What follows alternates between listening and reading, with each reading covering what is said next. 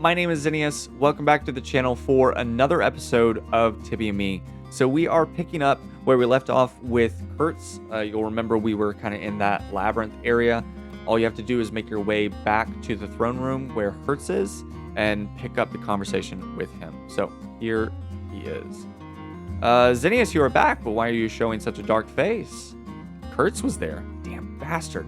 He really has the guts to show up here once again? Wait till I get him into my hands. He's already gone, dude. He is? Well, then lucky him. But now tell me what happened. Tell the story. It sounds like bad luck for you. But why are you coming to me? I understand nothing about this kind of stuff. And how do you think I can help? You already told me that Kurtz magicked himself and his cryptics away. Do you think I look like a wizard to you that shakes his wand and piff paff poof he knows where this damn nuisance went to? He would have tricked me twice if he wouldn't have tricked me twice if it was like that. This is very important, my guy. I know it is. Do you think I'm dumb? Look, I'm sorry, but there's nothing I can do. Please. A please will not change that. I cannot help you. You understand now? Is there another one? Another one? Well, let me think about it. Disappearance and finding? Maybe. No, it's too dangerous, but come on. All right. There's one person that might be able to help you. Well, I mean, she's not exactly a nice person, and she's a witch, a nasty one, but she can help. I don't know. There are many dreadful tales about that Swampwitch. Mamaru is as she's called. It is said that she can command spirits to find anyone and to do horrible things to them, but she's the only one I know about. So it's up to you now. Do you want to seek her out? Yeah, man, that's worth a try. It's your funeral, or worse, if you can even find her. She's rumored to live somewhere in the swamp islands of South Central Benuno. Leaving through the teleporter in the middle room behind the curtain should put you right on track. Here, let me mark it on your map. Goodbye. So I actually didn't notice the above portion of the throne room. I thought it was just walls up here, but basically there's 2 treasure chests that you can get a small potion of might and 600 gold pieces from, and then you'll take these purple little portals over here, and then you'll go up the right set of stairs. I cannot stress how much you have to go to the right set of stairs, because I don't think I read it correctly, or maybe I just didn't understand him, but when I took that portal, I went to the left because I was like, oh yeah, I should go down, like that's probably where they wants me to go every single time, only to find out that that's the way that you go in order to find Farsban, which we've already been to before. So I went to the left and then ended up going through the entire castle again all the way back to Hertz, only to take that portal again and go to the right. So take the stairs to the right that are going up, and then you're going to come back around kind of the way you came whenever you were doing those little exercises, those kind of moments where you had to find these little locations up and down, where all around. So you're going to go back the way you came originally through the skonkies, and then you'll proceed to go down from there. We are going to be encountering a couple of different beasts, around 3 actually, I think, from here on out. It's kind of the same weapons that you'll have used in the past. So skonkies we know, crocs we know, we'll be encountering level 2 crocs, which I think they're called alligators. I think we have the crocodiles first, and then we have alligators, which is level 2, I think. I could be wrong. But they are weak to hit. So you want to have your hit weapon equipped, which you already should. And then after that, when we get closer to the witch, which she's not... the witch, which is not too far away, you'll want to switch to a fire weapon, because you'll be encountering level 2 mantises, the Neo mantises.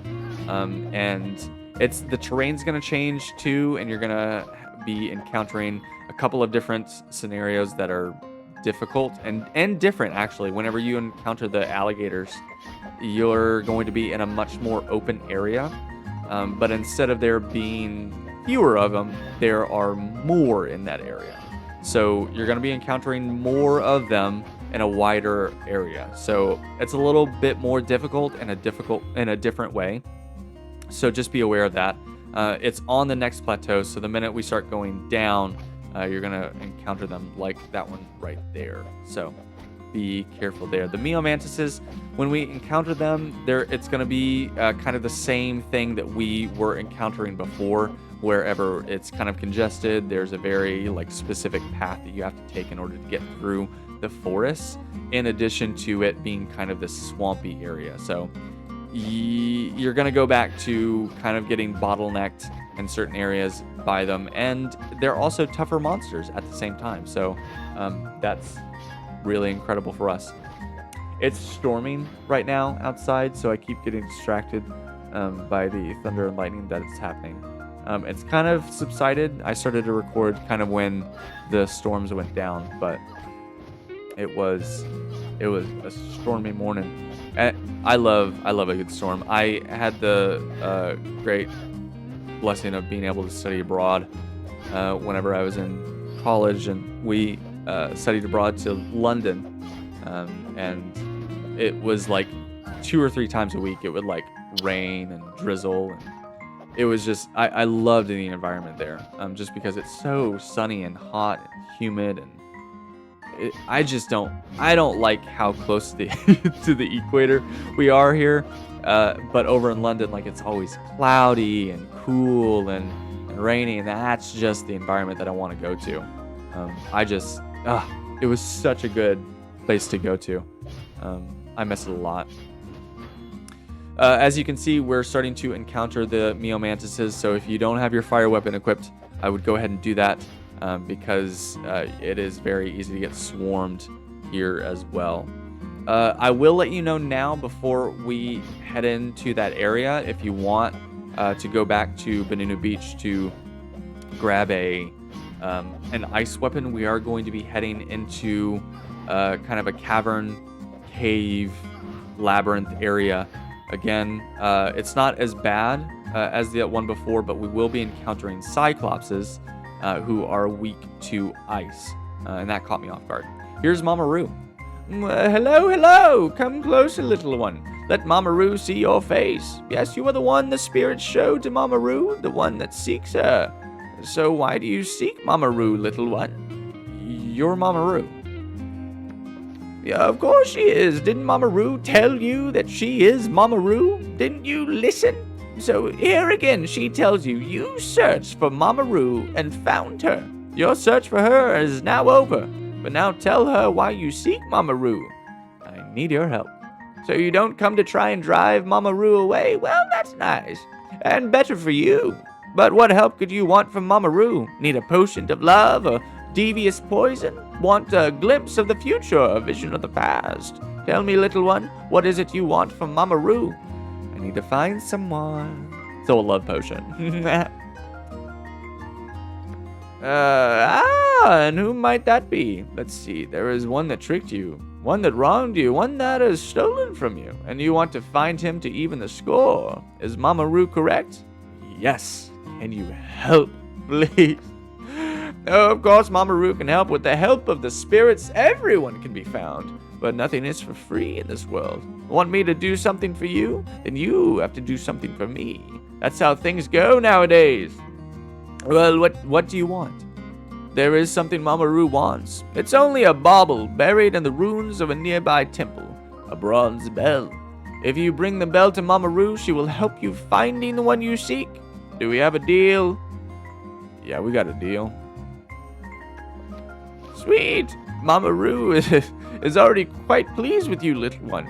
Now go to the sandy island to the south. There you will find the entrance to the old temple ruins. Get in there and fetch Mama Roo's bell. I love that she said sweet. That's such a modern, like, millennial term. Sweet. Yes. No cap. You will get it. Yes. Incredible. Skibbity. I don't know Gen Z terms. So I used to teach a college class, and of course I'm a millennial, so I don't get the modern slang. But I taught a bunch of like Gen Zers that actually like liked me, and they were so kind to like teach me how to do what was it? There was one called man, I can't remember the app. It's the one where you take a picture forward and a selfie at the same time. I was teaching a class whenever it normally went off that you had to do that. And they like taught me how to do it. It was so cool, but they also taught me a lot of slang at the time. And I don't know, that was the most fun part of the class, I think, is for them. They were able to teach me like modern day euphemisms and stuff like that. So anyway, back to whatever we were doing. This is the portal I was talking about. If you want to head back and grab an ice weapon, I would go ahead and do that now, because it's kind of difficult to navigate your way back after you kind of go through this forested area. You also do have to navigate a little bit of the swamp, just because you have rivers flowing through the swampy area. So you have to find places where you can travel across them. And I think there might be another way to navigate through this swamp area, but this is the easiest way that I found. So if you want to follow in my footsteps, I would highly recommend it, just so you don't have to travel through the entire island like I did. So just be careful. It's easy to get overwhelmed, especially with the Meomantises, and also being able to be backed into a corner so very easily. I ended up spawning my dragon here right as another Meomantis came. I didn't see the Meomantis in time to kind of stop my dragon, so I ended up having to despawn it. But that's how easy it is to kind of get overwhelmed here. They kind of come in waves, because they do spawn a lot quicker than you want them to. So just be aware of that. The Cyclopses, they didn't give me a lot of trouble. I'm level 50 now, and I before I enter the cave, I do end up upgrading all of my attributes and skills, so I'm fully level 50. But they did give me a little bit of trouble, and I think it was because I didn't have an ice weapon. I think I said it in the previous episode, I didn't really know how the damage system worked when it came to monsters. I know for us, we have the armor sets that give us a percentage. So it like we get a percentage lowered of that damage that's being given to us. But for monsters, they are weak to specific things. And I don't know specifically how it works, but I think I'm starting to get it because I had to fight the Cyclopses without an ice weapon, and I was not doing as much damage as I do to like the Meomantises whenever I'm like using a fire weapon, or whenever I'm using a hit weapon for the alligators or the skonkies and stuff like that. So it took me longer to deal damage to the Cyclopses and finish off the Cyclopses because I didn't have an ice weapon. So I think you just don't do as much damage because of your limitation here. So I don't know that we'll encounter Cyclopses. I'm gonna try and do a little bit more research on what monsters we're going to encounter. I do know at some point we are going to encounter dragons, as well as a couple other high-level things on the island of Benunu. So I might go ahead and throw an ice weapon into your inventory, into your the inventory, your backpack, basically, just because I think you're going to need it more than I think we will. So I would just be aware of that. And if you do have a Drake Whelp, I might switch that to... Well, actually, no. Well, I don't know. I guess it's so difficult to tell. And I think that's why you want to have a good number of well-rounded pets. I mean, when I get along, I cannot wait to get along. But he deals electrical damage. Or maybe it's ice. Nope, he deals electrical damage, and he's weak to ice. And I think it's just good to have a bunch of different pets that do different types of damage. Like Wolf does hit, Drake Whelp does fire. I know that there's one that, it's probably the Yeti, does ice damage and other things like that. I think it's good to be well-rounded in that aspect, because when you encounter different monsters, I mean, they have different types of weaknesses. So if you want to not only cater your weapons but also your pets to that, I think that's a great idea. Just because when you're out there, your pet is kind of your greatest ally. At least for me, because I don't play with other people.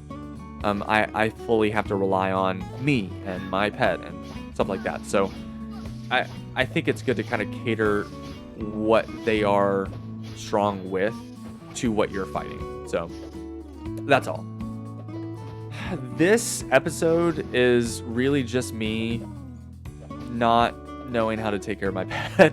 I don't know that I showed every single one, but I think my pet died 3 times in this episode, in the recording of this episode. I know I covered like 2 of it. I know I covered it twice. But yeah, no, I just wasn't looking out. I was thinking, oh, my pet can handle it. Oh, he'll be okay. Only to find out, no, he won't be.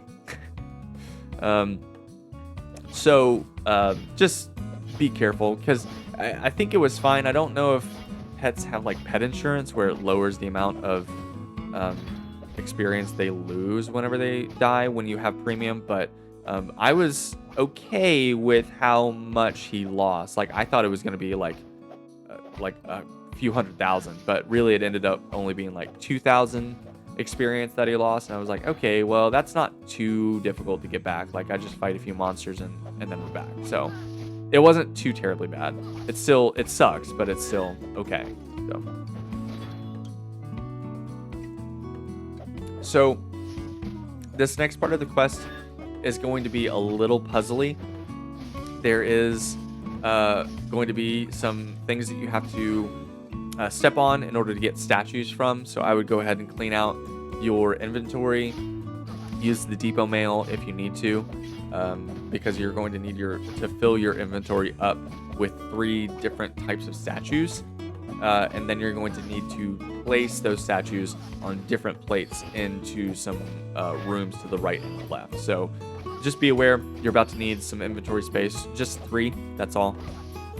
So go ahead and clear that up.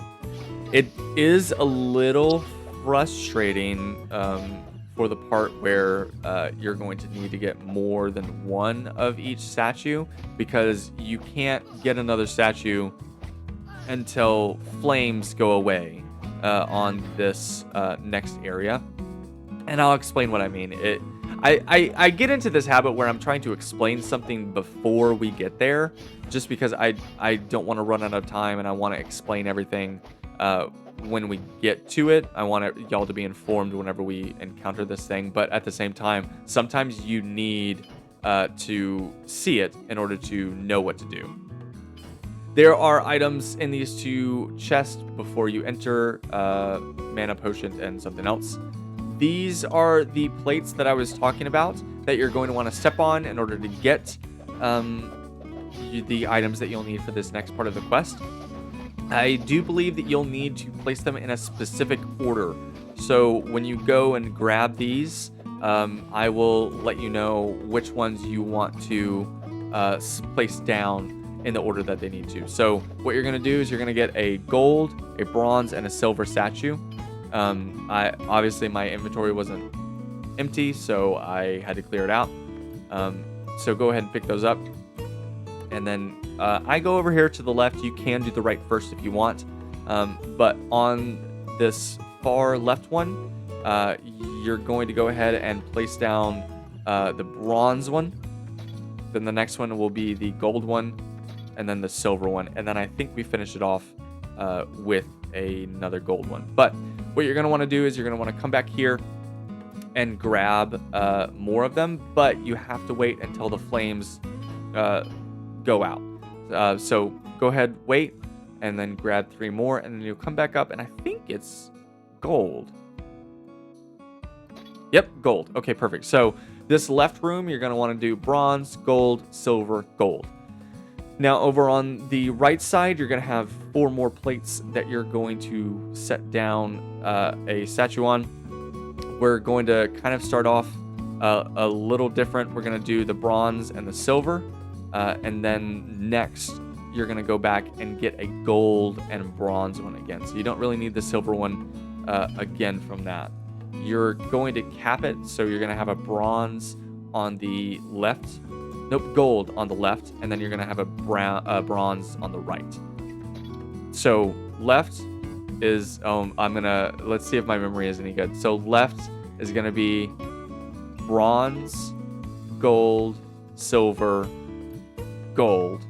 And then the right is going to be gold, bronze, silver, bronze. I got it. I nailed it. You're going to come up here, step on this plate, and then that statue is going to go away. And then you're going to be in a freaking room full of Cyclopses. I thought, and again, I think it's because I didn't have an ice weapon. I was like, oh, I got it. I can take on all of these guys. No, I could not. I could take on about half of them. And before I started getting overwhelmed. So take your time in here, unless you're a warrior that knows that they can take a lot of damage. I don't know. So up at the top here, in order to go and get the quest item, the bronze bell, you're going to go over here to the left. But up at the top of the room, there's going to be items for both a warrior and a wizard. The warrior's over to the left, the wizard's over to the right. I kept getting warnings whenever I went up and to the left to get a warrior. I don't know if it was a weapon. I think it was an armor piece. But I kept getting warnings from the game saying this is for warriors only. Don't get it. So I opted not to because I actually don't know what happens. I don't know if like the room fills up with Cyclopses and you die or what it is. But yeah, seriously, it kind of scared me. So if you have done it, I know there's one person who just finished the Benunu quest. Let me know down in the comments below if you encountered this. Did you try and get the opposite weapon, or do you know what happens? I don't know. I'm very curious. I didn't want to test it out because I don't want to I don't want to die. But also I'm super curious. So maybe when I'm a higher level, I will come back and try it. But I don't know. I was so right there it says warriors only, and then I get a little pop-up. It says caution, this chest is for warriors only, not wizards like you. So I just go over and I get the wizard covering mantle, and then I leave. So it's pretty decent. I think I do end up keeping it because it's only 10% hit, which is less than what I have on right now, I think. But it is more soul than my soul armor that I have back on Aria. So I think it's a good thing to have, just because you're gonna get. Sorry, I think all of the storm is giving me congestion because I'm struggling right now. Like I wasn't a few hours ago. Now I'm really like I'm stopped up. Sorry, as I was saying, I do end up keeping that piece just because I think it's good when it comes to soul. It's not as good as some of the pieces that I've already encountered with hit. So take it or leave it. It's completely up to you and your play style, but I think it's a good piece. So yeah. So the bronze bell should be up. Or sorry, we're gonna go down and around here for a second in order to find it. There's no big boss or anything like that. The only thing is you just have to make your way back through the swamp area in order to find Mama Roo again, and then that's going to be the end of this quest. So it's right there, super easy, not too terribly hard. I mean, obviously you have your Cyclopses, which can get a little overwhelming because they can be pretty congested in certain areas, so just be aware of that. But for the most part, a pretty easy quest. Not a huge labyrinth like the other one that we had to go through. So you come back to Mama Roo and give the bell to her. Well, the little one is back. Do you have the bell from Mama Roo? Here it is. Well done, little one. Here, take this experience as an additional reward. And now we can talk about finding the one you seek. This means if you are ready for it. Maybe later. Mama Roo is in no hurry. Just come back when you think you are ready. So after that, I go off to Aria and I actually update all of my spells. I didn't realize that I was using like really low level stuff. So next episode, hopefully, I'll be hitting a little harder than I was, just because I didn't even realize that there were so many spells that I wasn't caught up on. I was using Unsettling Glance, which is the first soul spell that you get on Ashmore. So I was really behind the times there, so I apologize for that. I can go through. I might next episode start off showing you the spells that I have and the ones that I'm using, just so you know. And I'm gonna test it out before I really commit to it. But I think what I'm going to end up doing is I'm going to stick with the spells that do area damage. So the 4 areas that are around your character, I think I'm going to stick with those, just because I'm finding more often than not I am wanting to deal more damage than just the one in front of me. I'm wanting to deal damage to multiple enemies, because I'm very often being surrounded by opponents in these quests. So I think I'm going to start doing that. Might not. I'll let you know how it goes, but I'm at least going to test it out. So I'll let you know how it goes. All right. Thank you so much for watching. I will see y'all in the next episode. Bye bye.